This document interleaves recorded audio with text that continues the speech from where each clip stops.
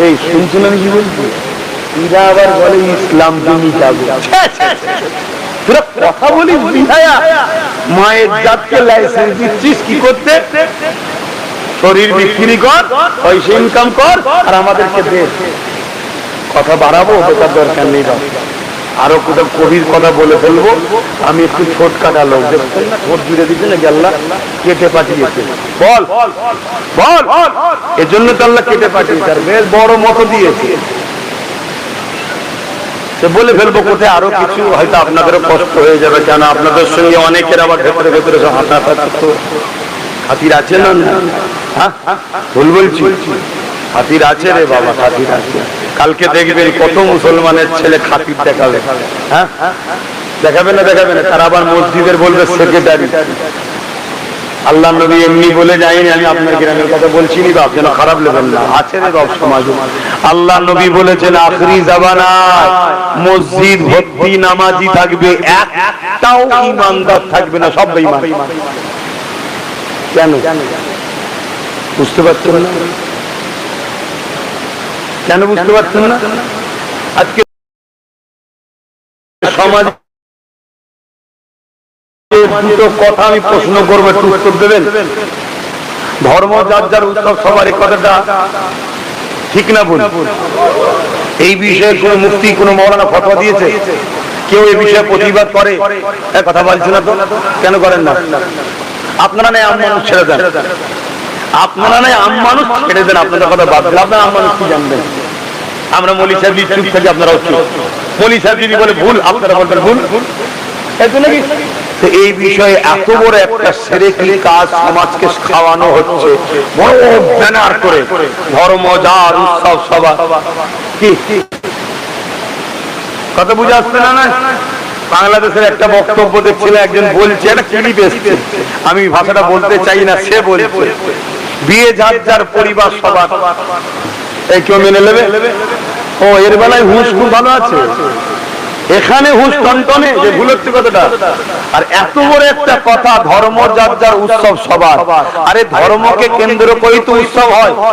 এই যে আমরা এখানে ধর্মকে কেন্দ্র করে ঈদের দিনে বিভিন্ন উৎসব আমাদের হয় না? হয় না? কিন্তু শরিয়ত সম্মত বাইরে যে উৎসবগুলো হচ্ছে, অবশ্যই এরা ইসলামের ঘরে জন্ম নিয়েছে, কিন্তু এরা অবৈধ সন্তান।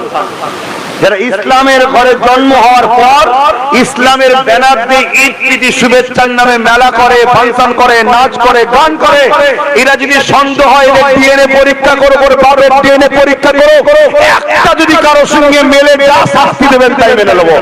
এরা যারও সন্তান, কিচ্ছু হতে পারে। নবীর কষ্টের ইসলামকে যারও সন্তানগুলো শেষ করে ফেলে। মুসলমান ঘরে জন্ম নিয়েছে, কিন্তু ও চাষ করেছে অন্যজন এসে, হয় বাপ কাজে ছিল না, বাইরে ছিল, চাষ করতে চলে গেছে। বাকিটা বুঝে নিয়েছে নাকি? এই ভাষা খারাপ লাগছে? দাওয়াত করবি না, তো দাওয়াতের মুখের দিকে তাকিয়ে আছি নাকি? আমার রাসূলুল্লাহ এই দিনের জন্য দান্দা মুবারক শহীদ, আমার রাসূলুল্লাহ দিনের জন্য পুরো শরীর খুনে লাল হয়ে গেছে, এই দিনের জন্য রাসূলুল্লাহ জুতা মুবারক খুনেতে ডুবে গেছে, এই দিনের জন্য রাসূলুল্লাহ অজ্ঞান চৈতন্য হয়ে পড়েছে, এই দিনের জন্য রাসূলুল্লাহর উপরে কত জুলুম হয়েছে। আজকে সেই রাসূলুল্লাহ ইমাম হোসেনের মতো পিয়ারা নওয়াজকে এই দিনকে বাঁচানোর জন্য কুরবানি করেছে।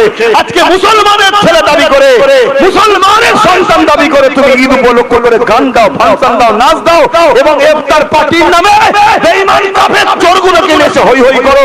তোমরা হালালি হতে পারো না। তোদের যদি রাগ হয় আমার উপরে যা করার করে লিখে যাও। আমি এতটুকু জানি, জন্মেছি যখন মরবো একদিন, কমসে কম আমার মরণটা যেন আল্লাহ রসুলের পক্ষে হয়, তবে জান্নাত পাবো। আমার বাপের নাম আলী আকবর সিদ্দিকী, আমার দাদুর নাম জুলফিকার সিদ্দিকী ছোট হুজুর, আমার পর্দাদ জমানার মুজাদ্দিদ, ওসব সার্টিফিকেট দিয়ে জান্নাত পাওয়া যায় না। জান্নাত পেতে গেলে আল্লাহ রসুলের গোলামি করেছো কিনা দেখো। তাই চেষ্টা করছি বুঝাচ্ছি। এবারে হতে পারে কোন ছেলে জানে না এই মশলা, এটা ক্লিয়ার করবি যে ভাই আমি জানি না, এটা চলবে না। বলছে না চলবে না। ও যদি শুনে এই কথাটা সঙ্গে সঙ্গে তওবা করে নেয়, তাহলে ও কিন্তু গোরা ঠিক আছে। জোরে বলুন সুবহানাল্লাহ। ও ভুলের মধ্যে ছিল, ধুলো ঘষা দিয়েছি, এবার পরিষ্কার হয়ে গেছে। কথা মাথায় ঢুকছে, কিন্তু শোনার পরও যদি জেদ করে,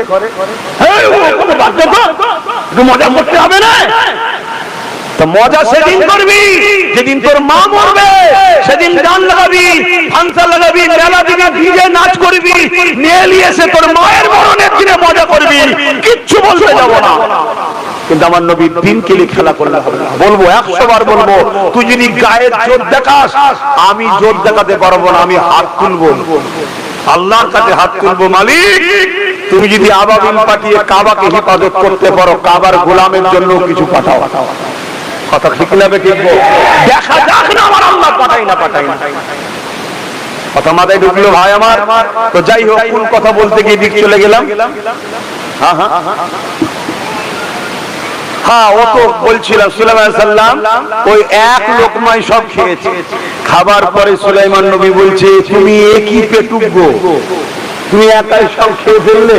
বলছে, হুজুর একা খেয়েছি নয়, এখনো আমার বাকি আছে, এটা এক লোকমা, এরকম আরো 2 লোকমা খাই দেন। আজকে তো আল্লাহ দেবে না, তো আপনার এখানে দেন। বলছি, তুমি একাই খেয়ে ফেললে কি পেটু? বলছে, হুজুর দাওয়াত দিয়ে মেহমানকে অপমান করতে নেই, জানেন তো নাকি? এই আপনারা খেয়ে পেটু বলবেন নাকি? তো হুজুর সুলাইমান আলাইহিস সালাম সেদিন থেকে কোনোদিন আর আসমানের দিকে মুখ তুলতেন না। সেদিন কোনদিন থেকে আসমানের দিকে মুখ তুলতেন না। আল্লাহ বললেন, বন্ধুরে মন খারাপ করছো, রিজিকের দায়িত্ব পৃথিবীর কেউ নেই, কারোর হাতে আমি দিইনি, কেন আমার মখলুককে খাওয়াবার ক্ষমতা কারো নাই, ওটা আমার আছে। জোরে বলুন সুবহানাল্লাহ। তোমাদেরকে খাওয়াই তাহলে কে? হ্যাঁ, মুসলমান অনেকের ভাষা ঠিক রাখা দরকার। অনেকে বলে সরকার আছে বলে দুটো খেতে পেয়েছি, নাউজুবিল্লাহ। তুমি মুসলমান? হ্যাঁ, তোমার মতো আমার কওমে মুসলমান থাকার জন্য এক মসজিদে এক জায়গায় আমরা উঠা বসা করছি বলেই আল্লাহ আমাদের উপরও আযাব দিচ্ছে। কেন লূত আলাইহিস সালামকে বলেছিল 80,000 লোক, 40,000 খারাপ, 40,000 ভালো। লূত আলাইহিস সালাম বললেন, আল্লাহ খারাপ লোকগুলো নাই অন্যায় করেছে, মার খাবার উপযুক্ত, ভালো লোকগুলোকে কেন মারবেন? আল্লাহ বললেন, নবী লূত রে, খারাপ লোকগুলো মার খাবার উপযুক্ত ঠিকই, কিন্তু ভালো লোকগুলো খারাপ লোকগুলোকে বাধা দেয়নি কেন খারাপ কাজে? শুনছেন?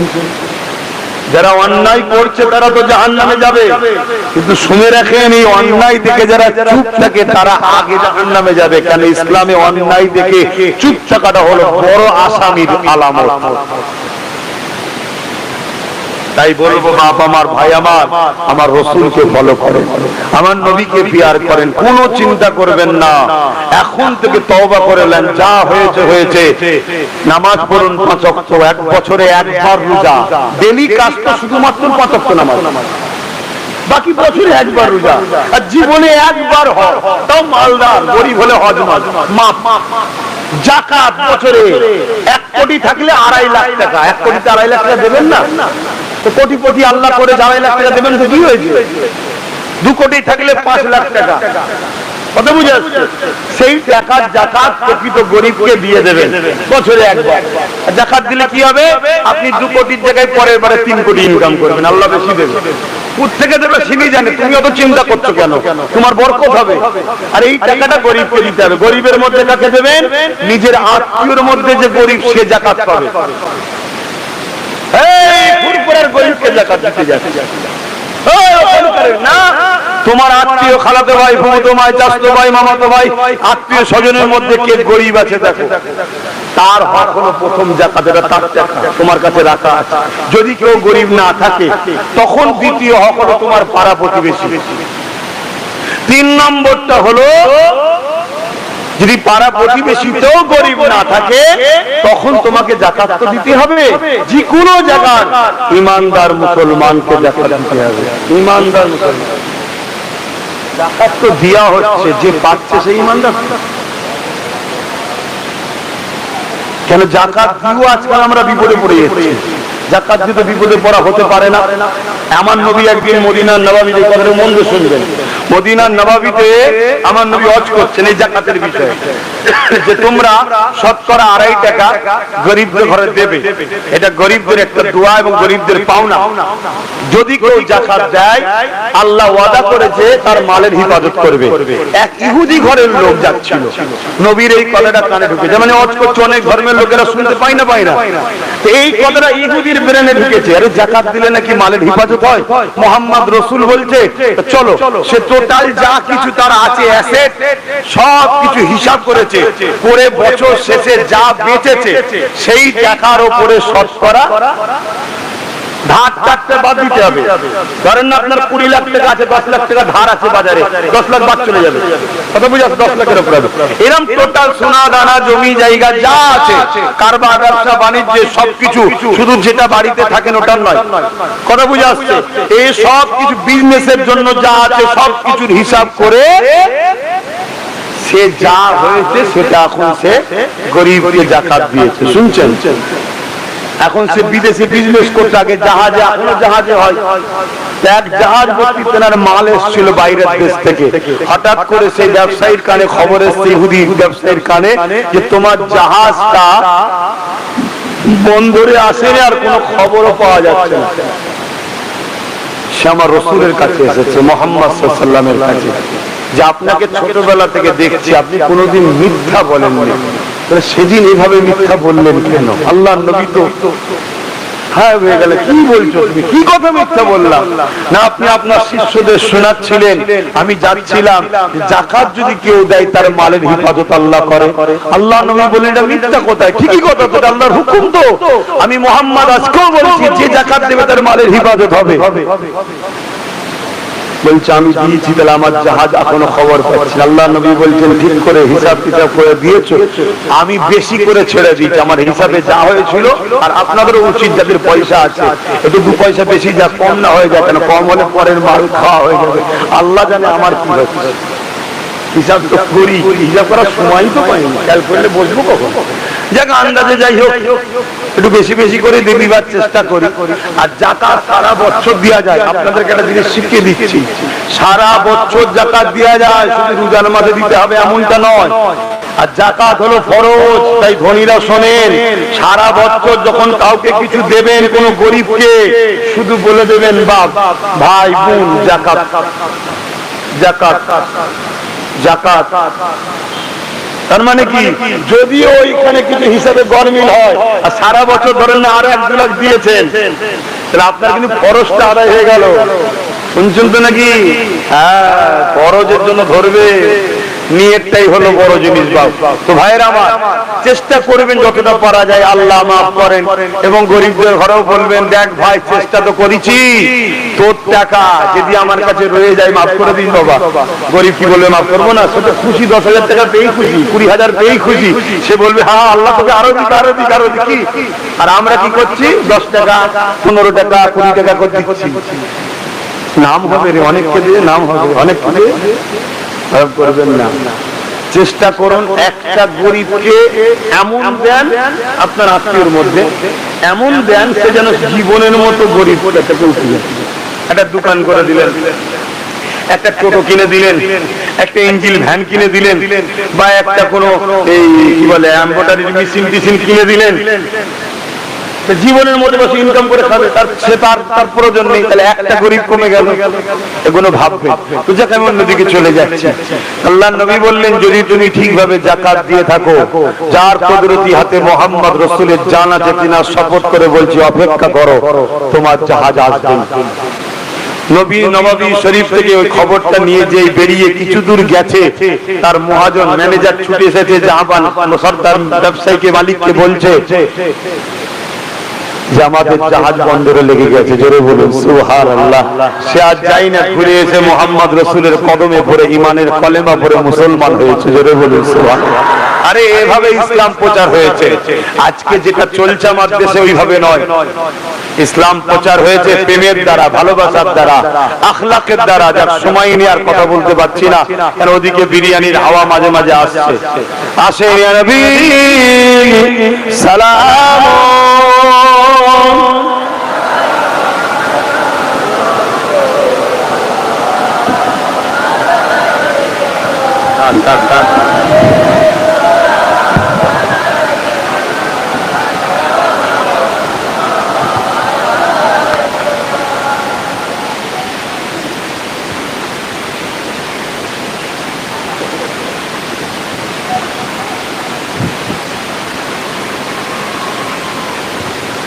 طلع البدر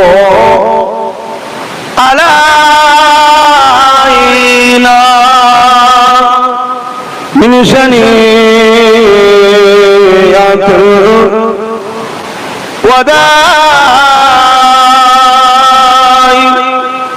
وجب الشكر علينا ما دعا لله أعدائي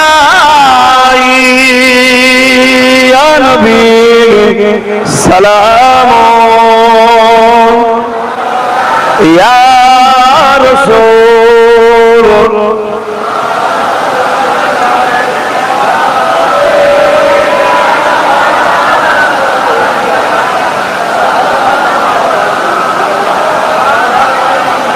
يا نبي مدينة خوتي সব কিছু পারে দেখিতে মোদের লাশ কবরে রাখিলে লইবেন আপন করে নবী সালাম ইয়া রাসূল ইয়া হাবিব সালাম সালাওয়াতুল্লাহ সকলে গায়ে গায়ে বসুন দোয়া হবে বালাগাল ওলা কাসাবাত তুজা বিজামালিহি হাসানাত জামিউ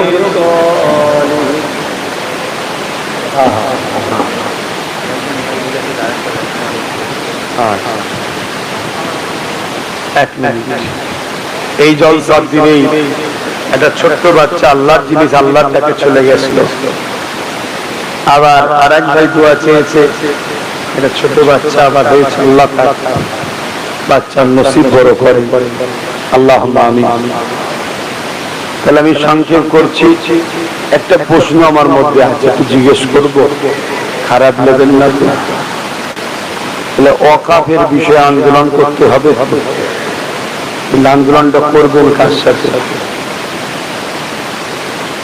কেন বিগত দিনে আমি দেখেছি কেন্দ্র সরকারের বিরুদ্ধে আন্দোলন করছে ভালো কথা হওয়া দরকার কেন অভিযোগ করেছে কিন্তু সাথে নিয়ে যাওয়া রাজ্য সরকার কেন সাথে নিয়েছে উনি কি ওয়াকাফ ঝেড়ে খাইলে পীর আব্বাস আলী গোরাচাঁদ হুজুরের 900 বিঘে জায়গা আজকে 3 বিঘে আছে বাকি জায়গা তিনি ঝেড়ে খেয়েছে মানে ইনি না খেলে না কামলা নেতা মন্ত্রী খাচ্ছে এটা কি অন্যায় নয় তাহলে আন্দোলন করতে হবে ডাকাত তাড়াবার জন্য চোরকে সাথে নিয়ে নয় মুমিনের সঙ্গে আন্দোলন করতে হবে না জানবেন এই আন্দোলনটাকে ওয়াকাফকে সামনে রেখে রাজনীতি করে নেবে এই কথা শুনছেন না শুনেন আমার কথা কি কষ্ট পেলেন কষ্ট পেলে বাপ সুজাসুজি কথা আমার থেকে দূরে থাকবেন কেন আমি রুকে কথা বলার লোক নয় কেন কোনো দাদা দিদিকে আমি ভয় করে চলে না কথা বুঝে আসছে এমন বদ্ধ করবো 3 দিন যাবে না একেবারে কাপন পড়ে চলে যাবে পাখামো ছুটিয়ে দেবো তুমি যদি কারো সাপোর্ট নিয়ে মনে করো আমার পিছনে অমুক এমএলএ আছে অমুক মন্ত্রী আছে অমুক নেতা আছে আমি বিরাট কিছু আমি তো মনে করি আমার উপরে মোহাম্মদ রাসূলুল্লাহর নুরানি কদমের আমার মাথার কদম আছে এটাই মনে করি তাহলে আমার মিজাজটা কম হবে সামান্য ছিঁড়া কাটা নেতার যে প্রচার করতে সে ভিআইপি হতে পারে আমি আল্লাহর দ্বীনের প্রচার করতে এসেছি আমি কি কম ভিআইপি নাকি কিন্তু আমাদের সব অনুসারীরা গরিব বলে গরিব ভাবে আসি গরিব ভাবে যায় না সে সব পারি আমি, কি ভাবছেন? কথা বুঝে আসছে না? না, কিন্তু সবাইকে কি ধরলি গরিব মানুষ যাবে? আল্লাহ শুকর করে বলেছে, দেখেছেন না একবার বিড়ি কেটে উঠেছিলাম, কি দেখেছিলেন? আজ পর্যন্ত কেউ এন্ট্রি দিতে পেরেছে? অহংকার করছিল, ওটা মোস্তফার গোলাম উঠছিল। আগামী 26 আবার বিড়ি কেটে যাবো ঠিক করেছি, আপনারা যাবেন না? কিন্তু আপনারা পারবেন? ক্ষমতা আছে? বলেন ইনশাল্লাহ। আমাদের থেকে তো বেশি ক্ষমতা আপনাদের, আমরা তো যা খাচ্ছি সব বীজ খাচ্ছি, আপনারা আসাম খেয়েছেন তো কি হয়েছে? সলিড খেয়েছে কি? এখন সব তো ভেজাল। আমি আর একটা কথা জানতে চাইছি, বাপ আহলে সুন্নাত ওয়াল জামাতের প্রত্যেকটা কর্মীদের ঘরে আমি দেখেছিলাম শুক্রবারে কম বেশি, হঠাৎ করে তার আগের দিনে 2 তারিখে রাত্রিরে হয়েছে, 3 তারিখে মেসেজ দিয়েছি, কথা বুঝে আসছে না? 3 তারিখে শুক্রবার ছিল, 3 তারিখে রাত্রিরে বিল, 3 তারিখে ডাক দিয়েছি আমি হঠাৎ করে। এর মধ্যে আর আমার তো সব গরিব মানুষ, তারপরেও প্রচুর মানুষ গিয়েছিলেন, কয়েক হাজার কর্মীরা সব জড়ো হয়েছিল, তাদেরকে আমি মেসেজ দিয়েছি প্রত্যেকটা গ্রামে তোমরা পদসভা করো, ছোট ছোট করে তোমরা একটা দুটো করে মাইক লাগিয়ে ওয়াকাফটা কি জিনিস এবং কেন্দ্র সরকার কি করতে চাইছে এটা মানুষকে আগে সজাগ করো, জানাবার দরকার আছে না? নাই? আরে আমাদের বহুত লোক এখন জানে না ওয়াকাফ কি হয়েছে, কিছুই জানে না, এটা জানানো দরকার। আমার সব ছেলেরা সব কাজ করছে, আপনারাও যদি ভালোবাসেন নিজেদের গ্রামে, বাইরে যেতে হবে না, রাস্তায় নয়, রাস্তায় রাজপথে যেদিন আমি ডাকবো উঠবো সেদিন যাবে, কথা বুঝে আসছে না? হ্যাঁ, এখানে কথা বুঝে আসছে। সেই জায়গাতে একবার পাকামো করেছিল, পুরো বাংলা বন্ধ করে দিয়েছিলাম। আল্লাহ শুকর এখন পাওয়ার বেড়ে গেছে আরো, কথা বুঝতে পারছে? তোমাদের একা ছিলাম, এখন আর একটা লড়াই করার হয়ে গেছে, বলুন আলহামদুলিল্লাহ। সেই জায়গাতে যেদিন ডাকবো সেটা আলাদা বিষয়, কিন্তু এখন তোমরা মানুষকে জানাও, সজাগ করো, পাশাপাশি আমার অমুসলিম ভাইদেরকেও বুঝাও যে তোরাও তো আমাদের ভাই। আজ এক ভাই বিপদে পড়েছে, তুই আমার সাথ দিবি না? আরে লজ্জার কিসের? বলো ভাইকে, এখানে ভাই চিনারও দরকার আছে, ঠিক না বেটি? ভাইকে চিনারও দরকার আছে, চিনার সময় এসছে, বলো ওদেরকে বুঝাও। আশা করছি প্রত্যেকটা মানবতা প্রেমিক নাগরিক সে যে ধর্মেরই হোক তোমার পাশে আছে, আগামীতেও ছিল, আগামীতেও থাকবে। সবাই কি মোদির দিকে চলে গেছে? না না না না না, ও তো জোর করে সব ইভিএম টিভিএম ইডি গুলি করে সব কিছু করে সব করে দিচ্ছে, জনগণ বলছে, মিডিয়া ভিডিওতে সব দেখাচ্ছে, সোশ্যাল মিডিয়ায় দেখছেন না? দেখেন তো সেইটা কিন্তু করো। আর একটা কথা বলতে চাইছি ভাই, আপনাদের ঈদের নামাজ হয়েছে তো? কোথায় নামাজ করেন? ঈদগায়। ঈদগায় নামাজ হয়তো নাকি? আপনারা সব জানতো পড়তে? তো এই নামাজ আপনাদের মা বোনরাও পড়তে যায় নাকি? বা আপনাদের সাথে এমনি যাই না দেখতে? আরে কথা বলছো না? বা নামাজ পড়ে উঠার পরে একটু খেজুর পানি মা বোনেরা দেয় ঈদগায় গিয়ে, কেন যায় না? বলুন কেন যায় না? ও ইসলামে না যায়, যাওয়া যাবে না। যদি মুসলিম মহিলা হয়ে ঈদগাহে না যাওয়া যদি না জায়েজ হয়, তাহলে আমার রাজ্যের প্রধান যিনি তিনি কলিকাতার রেলওয়ে গেল কি করে? এটা জিজ্ঞেস করা দরকার আছে না? ঝগড়া করে জিজ্ঞেস করতে হবে না, সম্মান ভাবে জিজ্ঞেস করো, দেশ করা দরকার আছে না? নাই? যত মুফতি মৌলানা পীর পীরজাদা সব গুজির গুজির করে, হ্যাঁ দিদি আছি, যা বলবেন তাই করতে দেবো, শুধু মাল পেটিয়ে দেবেন। জিজ্ঞেস করা দরকার আছে না? নাই? যে আপনি আমার ইসলামের ধর্মীয় কাজকে কি করছেন, খেলা করছেন কেন আমার ধর্মের কাজটাকে নিজে? আর সেখানে গিয়ে বক্তব্য দিচ্ছেন হিন্দু ধর্ম নাকি কমলে সব বলছে, একটা সমাজকে গরম করা হচ্ছে না? তার মানে কি তোরা ওই দিক থেকে এক হ? কথা বুঝে আসছে? কিভাবে ফাঁসাচ্ছে বুঝতে পারছেন? এটা জিজ্ঞেস করা দরকার আছে না? নাই? কেউ জিজ্ঞেস করেছে এ বিষয়ে কোন মুফতি মৌলানা ফতোয়া দিয়েছে যেটা যাওয়া হারাম হয়েছে, অন্যায় হয়েছে, আগামী দিন যেন রাজ্য সরকার না যায় এটা আমরা আশা রাখবো? কেউ বলেছে? আপনি পরের দিন পরে স্টেজ করে লোককে সেমই খাবার দাওয়াত দেন না, বা ওই দিনই বিকেলে দাওয়াত দেন না, সেমই খাবার দাওয়াত চলে আসো, কথা বুঝছেন? যে হারাম করে খাওয়া দরকার সে যাবে, যারা হালাল খাওয়া লোক তারা যাবে না। কথা বুঝে আসছে না? নাই? কেন? খুব ভালোভাবে জানি পয়সা ঠিক নেই, কথা বুঝছেন না? বোঝেন নেই? কিন্তু এই যে আমার ধর্মকে নিয়ে খেলা হচ্ছে, এর বিষয়ে আমাদের সজাগ হওয়া দরকার আছে না? নাই?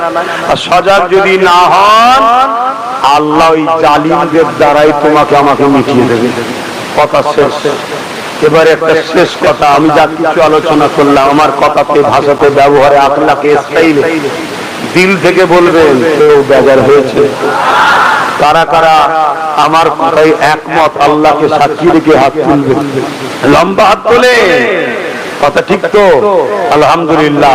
তাহলে আগামী দিনের জন্য, মানুষের জন্য, দেশের জন্য, ওয়াকাফের জন্য, সমস্ত অন্যায় বিরুদ্ধে রাজপথে যখন ডাকবো পাশে পাবো তো? বলো ইনশাআল্লাহ। আর কথা নয়, 15 খতম কোরআন তেলাওয়াত। আসেন সকলে তওবা করি। বিসমিল্লাহির রহমানির রহিম। আল্লাহ তাআলা আমি জানা ওয়া জানা, ইচ্ছা ও ইচ্ছা সকল গুনাহ হইতে